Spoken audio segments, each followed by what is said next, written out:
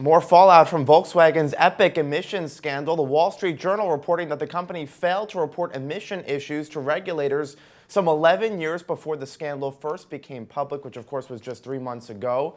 Justin Scheck joins us now from London. He's one of the reporters on the story. So Justin, you've reviewed some internal emails from Volkswagen. Tell us what you found. So I apologize that, pretty quickly this gets into some technical aspects of the engines, but what happened was that going back to 2000 or so, Volkswagen, in filing these mandatory reports with the federal government that says every part in an engine that relates to emissions, they failed to disclose a part that could affect the amount of pollution coming out of the tailpipe. This was on an Audi that was sold in the early to mid 2000s in the US. And what the document showed is that, first off, they never disclosed the existence of the part in the federal filings. That's according to the filings themselves. And subsequently, a few years later, when the part started showing up defective, they decided not to report some of the faulty parts to California regulators. And to explain what happens here is the part is there to protect the engine in the case of overheating exhaust. It can damage parts of the engine.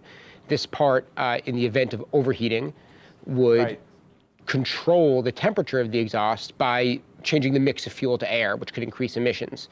When these things started turning up faulty, they were required to tell California regulators. US employees tried to tell California regulators, but their supervisors in Germany said, no, don't do it. All right, and do we know why they said, no, don't do it? What were they trying to hide? We don't, and that's actually the really interesting question. And all we know is that they never disclosed the existence of this part in the first place, as the law says they have to, and that later they didn't disclose the problems with it. But we don't know what, if any, connection there is between those two things, and we don't know why they did it.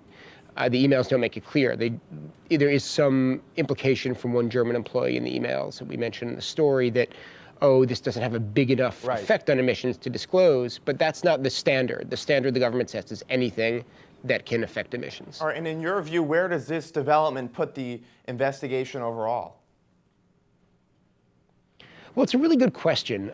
They haven't said much about where the investigation is going, but what Volkswagen has said publicly is that the diesel cheating scandal, it's an isolated thing. It was the work of a small group of engineers. It was sort of a contained event. And what I think this shows is that, in fact, the company's issues with disclosure and with compliance with US environmental laws could go back prior to 2008, prior to these diesel engines, to the early 2000s, when the company was making decisions to not disclose things that the law makes it seem as if they should have disclosed. All right, and anything to say on what this means for VW going forward? Of course, sales fell 25% last month. Yeah, I mean, it's really hard to predict here because the company did announce today that they had reviewed whether their cars were violating certain carbon emissions rules, and that they found that there was really not a violation, which seemed to be positive news for the stock. On the other hand, we had our story came out today, so it's so hard to predict, but this does seem like the kind of thing that would, where if nothing else, there might be some more questions asked of the company about how far back their compliance issues go. All right, and very quickly, any indication that other car companies did the same? It's a really good question, and not as of yet, but we haven't really looked as deeply into the other companies as we have with Volkswagen, just because they don't, we were looking at this in the context of the diesel issue. Right. But it's a really good question, and the other car companies have had disclosure issues over the years, and so there could be more there. All right, Justin, we'll be following this. Justin Scheck from the Wall Street Journal, thanks for coming on. Thanks so much. I'm Scott Gamm, and you're watching The Street.